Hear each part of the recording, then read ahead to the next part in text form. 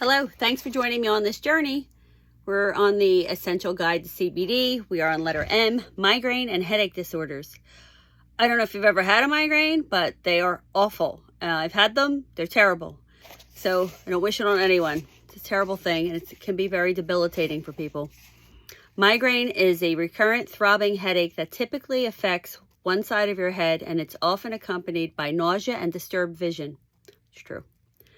Sufferers may also experience sensitivity to light, sound, smell, or touch, nausea and vomiting, lightheadedness, and blurred vision.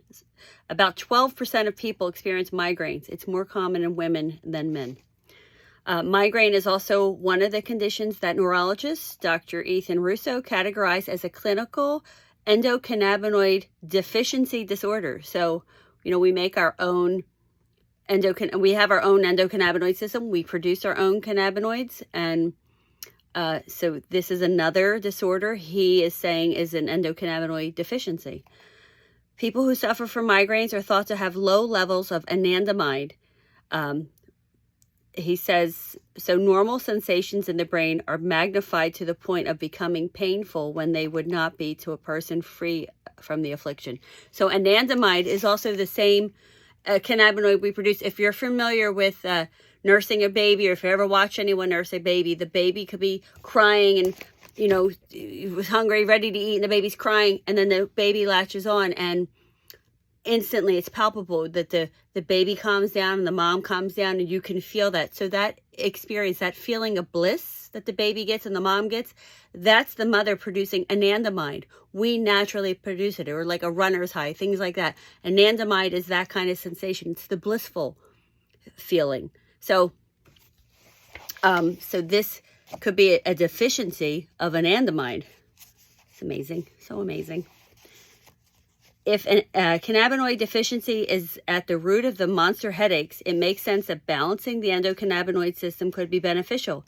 There's also historical precedents for using cannabinoids for migraines.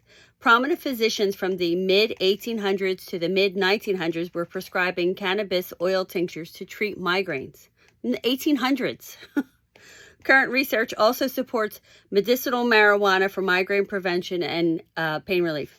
I have no problems with medicinal marijuana, except for you can't drive after it. So it's not always the best for your life. If you're going to sleep, great. But if you have, and you never know if, something emergency happens, you have to pick someone up. Like, you can't drive when you're high. So while medical marijuana may have its place, it's also not for everyone because it makes you high, and it's illegal to drive when you're high. So, 2017 study presented at the Congress of the European Academy of Neurology concluded that cannabinoids are suitable for migraine prophylaxis, so preventing migraines.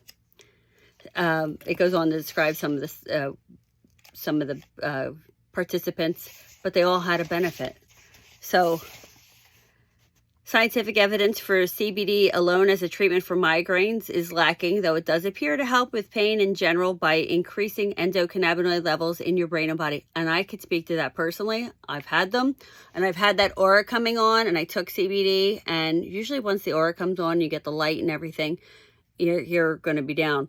But I took the CBD, and everything went away. My nausea went away. Everything went away. I was like, this is amazing. So I'm not making any claims. It's just what happened for me.